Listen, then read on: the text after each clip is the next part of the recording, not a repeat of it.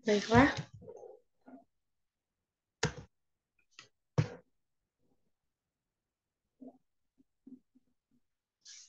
Assalamualaikum warahmatullahi wabarakatuh. Izin memperkenalkan diri, nama saya Anissa Aprilianti dengan NIM 120310013 dari Prodi Teknik Biosistem Institut Teknologi Sumatera. Di sini saya akan menjelaskan paper dengan judul Deteksi Kebocoran Air pada Sistem Irigasi Tetes menggunakan Teknik Inframerah pada Robot Pertanian Cerdas. Selanjutnya itu yang pertama pendahuluan. Penggunaan teknologi yang efektif di bidang pertanian, kualitas dan kuantitas produk meningkat. Tidaklah tepat untuk membatasi penggunaan teknologi hanya untuk produksi. Untuk meningkatkan kualitas dan produksi, kondisi penanaman, pemupukan, irigasi, dan panen yang tepat harus disediakan. Kondisi-kondisi ini dapat dikontrol oleh tangan manusia hingga titik tertentu. Namun, ukuran lahan, kondisi pertumbuhan, produk, kondisi iklim, dan kebutuhan produksi berkualitas akan menyebabkan manusia tenaga kerja menjadi tidak mencukupi pada suatu saat. Selain itu, melakukan pendekatan pertanian klasik akan menyebabkan keterlambatan deteksi penyakit, penggunaan peralatan yang tidak memadai dan tidak efisien, dan jumlah tenaga kerja yang tinggi.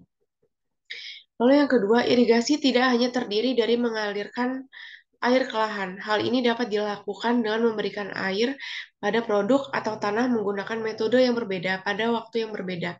Selama produksi, kelembapan tanah, tanaman, atau udara harus dipantau sesuai dengan jenis irigasi dan harus diperiksa apakah irigasi berjalan dengan baik atau tidak. Yang ketiga yaitu, dalam penelitian ini kami berfokus pada desain dan pengembangan perangkat keras elektronik yang dilengkapi dengan kamera dan sensor thermal untuk mendeteksi anomali irigasi yang dapat dipasang pada struktur robotik bergerak yang memindai area lahan di mana terjadi kesalahan irigasi yang sangat penting dalam produksi pertanian. Hal ini sangat penting bagi kualitas dan kuantitas produk untuk mengaliri lahan pada jadwal waktu yang tepat dan untuk memastikan kadar air tanaman pada waktu yang diperlukan selama periode penanaman hingga panen. Yang keempat yaitu mengingat sistem tetap tidak dapat bereaksi terhadap masalah yang tidak terduga, diperlukan sistem tambahan untuk mengenali kesalahan. Oleh karena itu, alih-alih sistem bergerak yang mengontrol medan akan lebih efisien.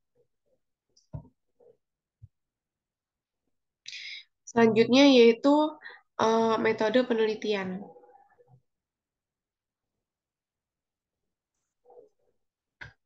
Yang pertama yaitu strategi pengendalian irigasi pertanian. Sistem irigasi permukaan adalah sistem di mana irigasi dilakukan dengan memanfaatkan kondisi lahan. Di sini air bergerak di sepanjang lereng alami dan mengalir ke saluran. Air disediakan untuk tanaman dengan cara menggenangi lahan. Metode ini yang disebut irigasi cekungan atau banjir yang banyak digunakan dalam pertanian klasik. Adalah metode yang dapat menyebabkan pengeluaran air yang berlebihan dan penguapan. Metode ini memberikan manfaat yang signifikan untuk pengembangan tanaman dan meskipun ada penurunan besar dalam jumlah air yang digunakan, metode ini menyebabkan investasi tambahan dan masalah yang berbeda dapat terjadi karena elemen yang tidak terpakai di dalam air.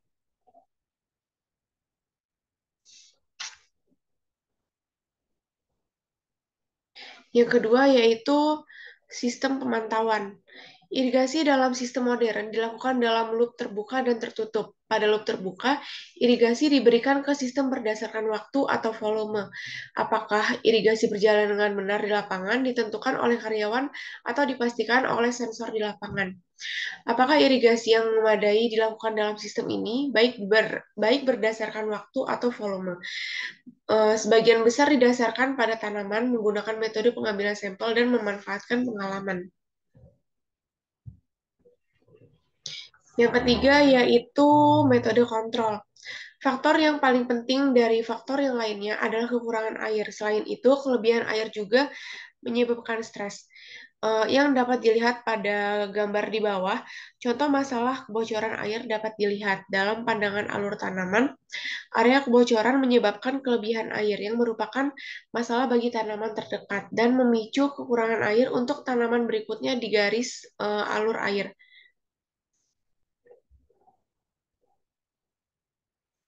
Meskipun teknik yang digunakan dapat mendukung metode kapiler dengan beberapa air di bawah permukaan, uji coba belum dilakukan pada sistem irigasi semacam ini. Alasan pemilihan sistem irigasi ini adalah karena sistem ini merupakan sistem yang paling banyak digunakan, tetapi juga sistem yang memiliki kemungkinan masalah. Oke, yang keempat yaitu desain sistem. Desain sistem yang digunakan yaitu kamera, sensor termal, dan mikroproses digunakan dalam desain sistem elektronik seluler. Data dari kamera dan sensor termal ditransfer ke server melalui mikroprosesor dan diproses.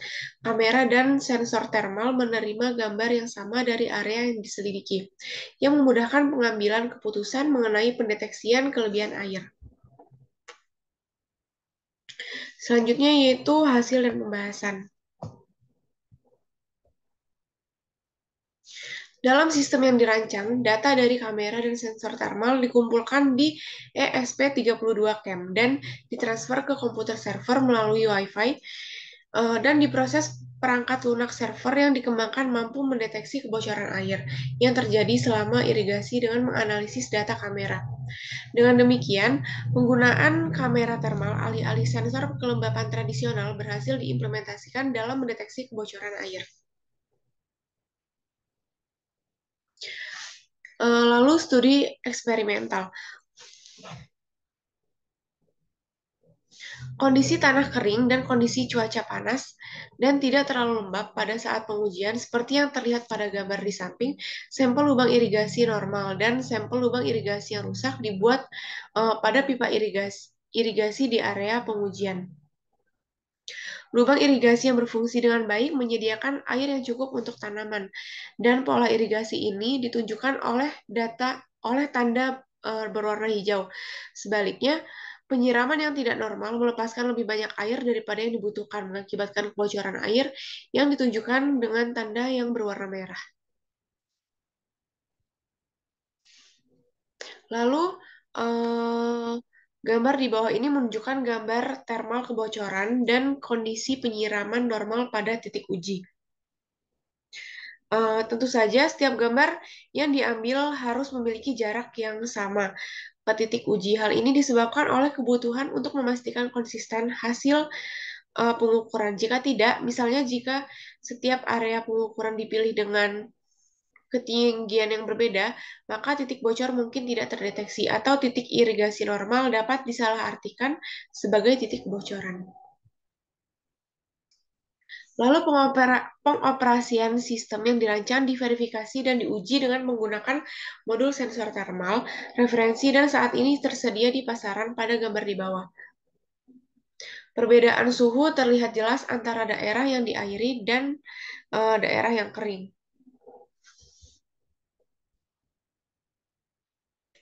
Selanjutnya yaitu kesimpulan. Sistem tertanam terkomputerisasi berbiaya rendah dirancang untuk mengumpulkan data sensor gambar dan termal untuk mengevaluasi kondisi kebasahan tanah. Sensor termal yang dipilih adalah sensor termal array AMG 8833 8x8 yang mudah digunakan dan murah. Data sensor ditransfer ke komputer pribadi menggunakan transfer data dan kabel untuk mengevaluasi kondisi air. Tujuan utamanya itu mengamati fungsionalitas sistem dan membuktikan bahwa gabungan gambar normal dan termal dapat digunakan untuk mendeteksi kebocoran air. Pengembangan perangkat lunak dapat diatasi dengan baik. Performa statistik sistem yang tidak memungkinkan untuk diuji secara manual dapat dievaluasi ketika sistem ditempatkan pada robot bergerak pemindaian otomatis. Terima kasih. Sekian, terima kasih.